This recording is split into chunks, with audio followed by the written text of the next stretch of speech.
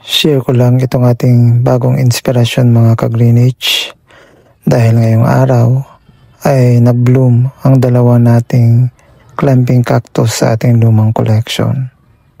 Una rito ay ang Sulcurebutia choco na kulay dilaw ang bulaklak.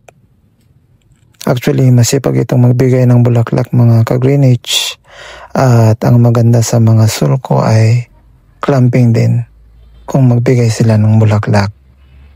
Magkakaiba nga lang sila ng form at saka ng kulay.